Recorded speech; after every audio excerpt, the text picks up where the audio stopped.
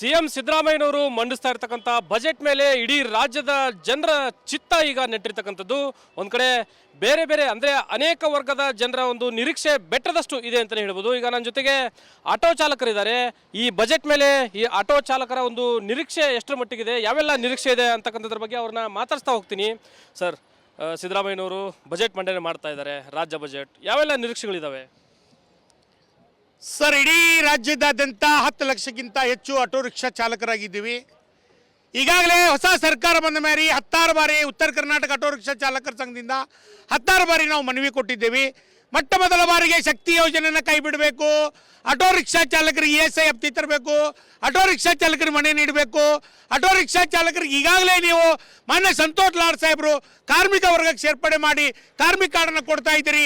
ಇವತ್ತು ನೀವು ಬರೀ ಬ್ಯಾಡ್ಜ್ ಲೈಸೆನ್ಸ್ ಹೊಂದವ್ರಿಗೆ ಮಾತ್ರ ಕೊಡ್ತಾ ಇದ್ದೀರಿ. ಅದಕ್ಕೆ LME, NT, ಬ್ಯಾಡ್ಜ್ 3 ಲೈಸೆನ್ಸನ್ನು ಹೊಂದಿದಂಥವ್ರಿಗೆ ಸ್ಮಾರ್ಟ್ ಕಾರ್ಡ್ ಕೊಡಬೇಕು.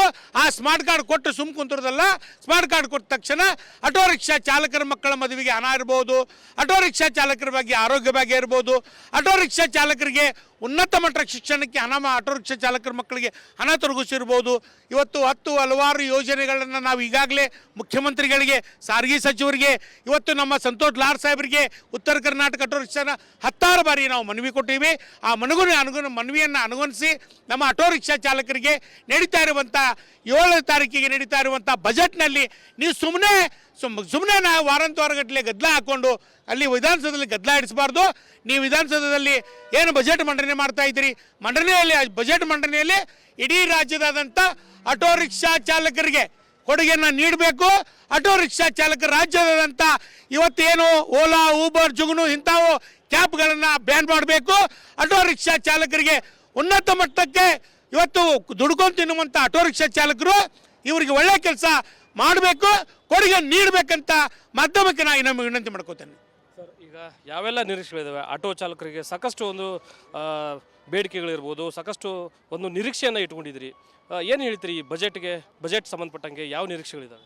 ಸರ್, ಈಗಾಗಲೇ ಇಷ್ಟು ದಿನದ ಹಿಂದೆ ನಾವು 20 ವರ್ಷಗಟ್ಟಲೆ ನಾವು ಏನು ಹೋರಾಟ ಮಾಡ್ತಾ ಬಂದಿರೋದು ಇದ್ದು, ಅದೇ ರೀತಿ ಒಳಗಾಗಿ ಏನೋ ಅವರು ನಮ್ಗೆ ಒಂದು ಕಾರ್ಮಿಕ ಕಾರ್ಡನ್ನು ಅವರು ಕೊಟ್ಟಿದ್ದಾರೆ. ಅದೇ ರೀತಿ ಈ ಬಜೆಟ್ದೊಳಗೂ ಕೂಡ ನಮಗೇನಾದರೂ ಒಂದು ವಿಶೇಷವಾದ ಒಂದು ಬಜೆಟ್ದೊಳಗೆ ಒಂದು ಹಣವನ್ನು ತೊಡಗಿಸ್ಬೇಕು ನಮ್ಮ ಆಟೋ ಚಾಲಕರಿಗೆ ಅಂತೇಳಿ ಅನ್ನೋ ಒಂದು ನಿರೀಕ್ಷೆ ಭಾಳ ಇದೆ. ಆಟೋ ರಿಕ್ಷಾದವ್ರಿಗೆ ಒಂದು ವಿಶೇಷವಾಗಿ ಹಣವನ್ನು ತೊಡಗಿಸ್ಬೇಕು ಈ ಬಜೆಟ್ ಒಳಗೆ. ಯಾಕಂದರೆ ಯಾವ ರೀತಿಯೊಳಗೆ ಎಲ್ಲ ಒಂದು ವರ್ಗದವ್ರಿಗೆ ಎಲ್ಲ ಒಂದು ಇದಕ್ಕೆ ಎಲ್ಲದಕ್ಕೂ ಏನು ಹಣವನ್ನು ತೊಡಗಿಸ್ತಾರೋ ಅದೇ ರೀತಿ ನಮ್ಮ ಆಟೋ ಚಾಲಕರಿಗೂ ಕೂಡ ನಾವು ಹಣವನ್ನು ತೊಡಗಿಸ್ಬೇಕು ಅನ್ನೋಂಥ ಮಾತನ್ನು ಹೇಳ್ತೇವೆ. ಯಾಕಂದ್ರೆ ಇದು ಬಜೆಟ್ ಮಂಡನೆ ಈ ಹಿಂದೆ ಎಷ್ಟು ಬಜೆಟ್ ಮಂಡನೆ ಆದರೂ ನಮ್ಮನ್ನು ಯಾವುದೇ ರೀತಿಯೊಳಗೂ ಯಾವುದರದೊಳಗೂ ನಮ್ಗೆ ಗುರುತಿಸಿಲ್ಲ, ಜೊತೆಗೆ ನಮ್ಗೆ ಯಾವುದೇ ಹಣವನ್ನು ತೊಡಗಿಸ್ತಾ ಇಲ್ಲ. ಈ ಸಲ ನಾವು ಈ ಬಜೆಟ್ ಒಳಗೆ ನಮ್ಗೆ ಹಣವನ್ನು ತೊಡಗಿಸ್ತಾರೆ ಅನ್ನುವಂಥ ಭರವಸೆಯನ್ನು ಇಟ್ಕೊಂಡಿದ್ದೇವೆ.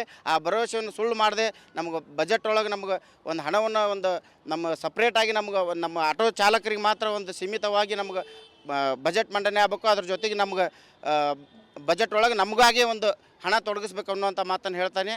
ಜೊತೆಗೆ ನಮ್ಮ ಈ ಹಣವನ್ನು ತೊಡಗಿಸೋದು ಯಾವ ರೀತಿ ಇರಬೇಕಂದ್ರೆ ನಮ್ಮ ಆಟೋ ಚಾಲಕರ ಮಕ್ಕಳಿಗೆ ಆರೋಗ್ಯದ ಸಲುವಾಗಿ ಆಗಿರ್ಬೋದು, ಒಂದು ವಿದ್ಯಾಭ್ಯಾಸಕ್ಕೆ ಸಲುವಾಗಿ ಆಗಿರ್ಬೋದು, ಜೊತೆಗೆ ನಮ್ಗೆ ಒಂದು ಏನು ಮನೆಗಳನ್ನು ವಿತರಣೆ ಮಾಡುವಂಥದ್ದಾಗಿರ್ಬೋದು, ಎಲ್ಲವನ್ನು ಪರಿಗಣಿಸಿ ನಮ್ಮನ್ನ ಏನು ಮಾಡಬೇಕಾಗಿತ್ತು ಅಂದ್ರೆ ಇವತ್ತು ಬಜೆಟ್ ಒಳಗೆ ನಮಗಾಗಿ ಒಂದು ವಿಶೇಷವಾದ ಹಣವನ್ನು ತೊಡಗಿಸ್ಬೇಕು ಅನ್ನುವಂಥ ಮಾತನ್ನು ಹೇಳೋಕ್ಕೆ ಇಷ್ಟಪಡ್ತೀನಿ ಸರ್.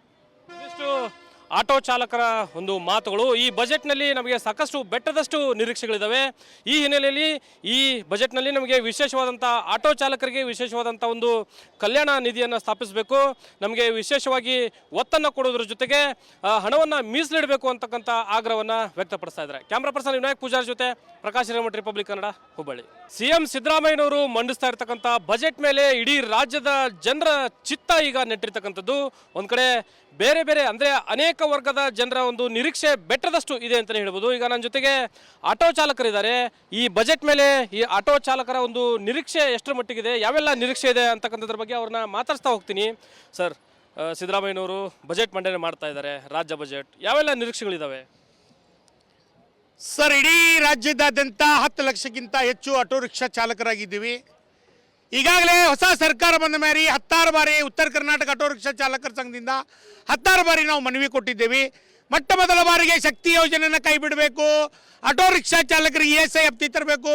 ಆಟೋ ರಿಕ್ಷಾ ಚಾಲಕರಿಗೆ ಮನೆ ನೀಡಬೇಕು. ಆಟೋ ರಿಕ್ಷಾ ಚಾಲಕರಿಗೆ ಈಗಾಗಲೇ ನೀವು ಮಾನ್ಯ ಸಂತೋಷ್ ಲಾಡ್ ಸಾಹೇಬರು ಕಾರ್ಮಿಕ ವರ್ಗಕ್ಕೆ ಸೇರ್ಪಡೆ ಮಾಡಿ ಕಾರ್ಮಿಕ ಕಾರ್ಡನ್ನು ಕೊಡ್ತಾ ಇದ್ದೀರಿ. ಇವತ್ತು ನೀವು ಬರೀ ಬ್ಯಾಡ್ಜ್ ಲೈಸೆನ್ಸ್ ಹೊಂದವ್ರಿಗೆ ಮಾತ್ರ ಕೊಡ್ತಾ ಇದ್ದೀರಿ. ಅದಕ್ಕೆ LME NT ಬ್ಯಾಡ್ಜ್ 3 ಲೈಸೆನ್ಸನ್ನು ಹೊಂದಿದಂಥವ್ರಿಗೆ ಸ್ಮಾರ್ಟ್ ಕಾರ್ಡ್ ಕೊಡಬೇಕು. ಆ ಸ್ಮಾರ್ಟ್ ಕಾರ್ಡ್ ಕೊಟ್ಟು ಸುಮ್ ಕುಂತಿರೋದಲ್ಲ, ಸ್ಮಾರ್ಟ್ ಕಾರ್ಡ್ ಕೊಟ್ಟ ತಕ್ಷಣ ಆಟೋ ರಿಕ್ಷಾ ಚಾಲಕರ ಮಕ್ಕಳ ಮದುವೆಗೆ ಹಣ ಇರ್ಬೋದು, ಆಟೋ ರಿಕ್ಷಾ ಚಾಲಕರ ಬಗ್ಗೆ ಆರೋಗ್ಯ ಬಗ್ಗೆ ಇರ್ಬೋದು, ಆಟೋ ರಿಕ್ಷಾ ಚಾಲಕರಿಗೆ ಉನ್ನತ ಮಟ್ಟದ ಶಿಕ್ಷಣಕ್ಕೆ ಹಣ, ಆಟೋ ರಿಕ್ಷಾ ಚಾಲಕರ ಮಕ್ಕಳಿಗೆ ಹಣ ತೊಡಗಿಸಿರ್ಬೋದು. ಇವತ್ತು ಹಲವಾರು ಯೋಜನೆಗಳನ್ನು ನಾವು ಈಗಾಗಲೇ ಮುಖ್ಯಮಂತ್ರಿಗಳಿಗೆ, ಸಾರಿಗೆ ಸಚಿವರಿಗೆ, ಇವತ್ತು ನಮ್ಮ ಸಂತೋಷ್ ಲಾಡ್ ಸಾಹೇಬರಿಗೆ ಉತ್ತರ ಕರ್ನಾಟಕ ಆಟೋ ರಿಕ್ಷಾನ 10 ಬಾರಿ ನಾವು ಮನವಿ ಕೊಟ್ಟಿವಿ. ಆ ಮನವಿಯನ್ನು ಅನುಗುಣಿಸಿ ನಮ್ಮ ಆಟೋ ರಿಕ್ಷಾ ಚಾಲಕರಿಗೆ ನಡೀತಾ ಇರುವಂಥ 7ನೇ ತಾರೀಕಿಗೆ ನಡೀತಾ ಇರುವಂಥ ಬಜೆಟ್ನಲ್ಲಿ ನೀವು ಸುಮ್ಮನೆ ನಾವು ವಾರಗಟ್ಟಲೆ ಗದ್ದಲ ಹಾಕ್ಕೊಂಡು ಅಲ್ಲಿ ವಿಧಾನಸೌಧದಲ್ಲಿ ಗದ್ದಲ ಇಡಿಸಬಾರ್ದು. ನೀವು ವಿಧಾನಸೌಧದಲ್ಲಿ ಏನು ಬಜೆಟ್ ಮಂಡನೆ ಮಾಡ್ತಾ ಇದ್ದೀರಿ, ಬಜೆಟ್ ಮಂಡನೆಯಲ್ಲಿ ಇಡೀ ರಾಜ್ಯದಾದಂಥ ಆಟೋ ರಿಕ್ಷಾ ಚಾಲಕರಿಗೆ ಕೊಡುಗೆಯನ್ನು ನೀಡಬೇಕು. ಆಟೋ ರಿಕ್ಷಾ ಚಾಲಕರ ರಾಜ್ಯದಾದಂಥ ಇವತ್ತೇನು ಓಲಾ, ಊಬರ್, ಜುಗ್ನು ಇಂಥವು ಕ್ಯಾಬ್ಗಳನ್ನು ಬ್ಯಾನ್ ಮಾಡಬೇಕು.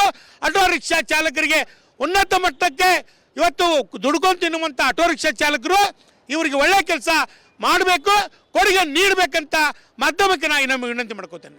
ಸರ್, ಈಗ ಯಾವೆಲ್ಲ ನಿರೀಕ್ಷೆಗಳಿದ್ದಾವೆ ಆಟೋ ಚಾಲಕರಿಗೆ? ಸಾಕಷ್ಟು ಒಂದು ಬೇಡಿಕೆಗಳಿರ್ಬೋದು, ಸಾಕಷ್ಟು ಒಂದು ನಿರೀಕ್ಷೆಯನ್ನು ಇಟ್ಕೊಂಡಿದ್ದೀರಿ. ಏನು ಹೇಳ್ತೀರಿ ಈ ಬಜೆಟ್ ಸಂಬಂಧಪಟ್ಟಂಗೆ ಯಾವ ನಿರೀಕ್ಷೆಗಳಿದ್ದಾವೆ? ಸರ್, ಈಗಾಗಲೇ ಇಷ್ಟು ದಿನದ ಹಿಂದೆ ನಾವು 20 ವರ್ಷಗಟ್ಟಲೆ ನಾವು ಏನು ಹೋರಾಟ ಮಾಡ್ತಾ ಬಂದಿರೋದು ಇದ್ದು, ಅದೇ ರೀತಿ ಒಳಗಾಗಿ ಏನೋ ಅವರು ನಮ್ಗೆ ಒಂದು ಕಾರ್ಮಿಕ ಕಾರ್ಡನ್ನು ಅವರು ಕೊಟ್ಟಿದ್ದಾರೆ. ಅದೇ ರೀತಿ ಈ ಬಜೆಟ್ದೊಳಗೂ ಕೂಡ ನಮಗೇನಾದರೂ ಒಂದು ವಿಶೇಷವಾದ ಒಂದು ಬಜೆಟ್ದೊಳಗೆ ಒಂದು ಹಣವನ್ನು ತೊಡಗಿಸ್ಬೇಕು ನಮ್ಮ ಆಟೋ ಚಾಲಕರಿಗೆ ಅಂತೇಳಿ ಅನ್ನೋ ಒಂದು ನಿರೀಕ್ಷೆ ಭಾಳ ಇದೆ. ಆಟೋ ರಿಕ್ಷಾದವ್ರಿಗೆ ಒಂದು ವಿಶೇಷವಾಗಿ ಹಣವನ್ನು ತೊಡಗಿಸ್ಬೇಕು ಈ ಬಜೆಟ್ ಒಳಗೆ.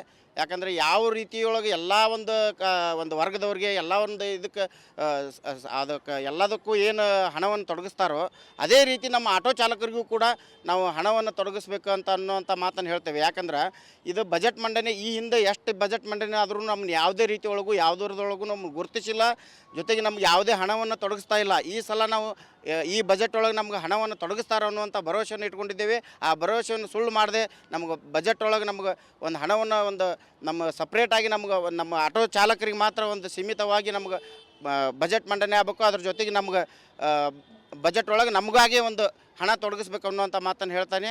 ಜೊತೆಗೆ ನಮ್ಮ ಈ ಹಣವನ್ನು ತೊಡಗಿಸೋದು ಯಾವ ರೀತಿ ಇರಬೇಕಂದ್ರೆ ನಮ್ಮ ಆಟೋ ಚಾಲಕರ ಮಕ್ಕಳಿಗೆ ಆರೋಗ್ಯದ ಸಲುವಾಗಿ ಆಗಿರ್ಬೋದು, ಒಂದು ವಿದ್ಯಾಭ್ಯಾಸಕ್ಕೆ ಸಲುವಾಗಿ ಆಗಿರ್ಬೋದು, ಜೊತೆಗೆ ನಮ್ಗೆ ಒಂದು ಏನು ಮನೆಗಳನ್ನು ವಿತರಣೆ ಮಾಡುವಂಥದ್ದಾಗಿರ್ಬೋದು, ಎಲ್ಲವನ್ನು ಪರಿಗಣಿಸಿ ನಮ್ಮನ್ನ ಏನು ಮಾಡಬೇಕಾಗಿತ್ತು ಅಂದ್ರೆ ಇವತ್ತು ಬಜೆಟ್ ಒಳಗೆ ನಮಗಾಗಿ ಒಂದು ವಿಶೇಷವಾದ ಹಣವನ್ನು ತೊಡಗಿಸ್ಬೇಕು ಅನ್ನುವಂಥ ಮಾತನ್ನು ಹೇಳಕ್ಕೆ ಇಷ್ಟಪಡ್ತೀನಿ ಸರ್. ಇದಿಷ್ಟು ಆಟೋ ಚಾಲಕರ ಒಂದು ಮಾತುಗಳು. ಈ ಬಜೆಟ್ನಲ್ಲಿ ನಮಗೆ ಸಾಕಷ್ಟು ಬೆಟ್ಟದಷ್ಟು ನಿರೀಕ್ಷೆಗಳಿದ್ದಾವೆ. ಈ ಹಿನ್ನೆಲೆಯಲ್ಲಿ ಈ ಬಜೆಟ್ನಲ್ಲಿ ನಮಗೆ ವಿಶೇಷವಾದಂಥ ಆಟೋ ಚಾಲಕರಿಗೆ ವಿಶೇಷವಾದಂಥ ಒಂದು ಕಲ್ಯಾಣ ನಿಧಿಯನ್ನು ಸ್ಥಾಪಿಸಬೇಕು, ನಮಗೆ ವಿಶೇಷವಾಗಿ ಒತ್ತನ್ನು ಕೊಡೋದ್ರ ಜೊತೆಗೆ ಹಣವನ್ನು ಮೀಸಲಿಡಬೇಕು ಅಂತಕ್ಕಂಥ ಆಗ್ರಹವನ್ನು ವ್ಯಕ್ತಪಡಿಸ್ತಾ ಇದ್ದಾರೆ. ಕ್ಯಾಮ್ರಾ ಪರ್ಸನ್ ವಿನಾಯಕ್ ಪೂಜಾರಿ ಜೊತೆ ಪ್ರಕಾಶ್ ಹಿರೇಮಠ, ರಿಪಬ್ಲಿಕ್ ಕನ್ನಡ, ಹುಬ್ಬಳ್ಳಿ.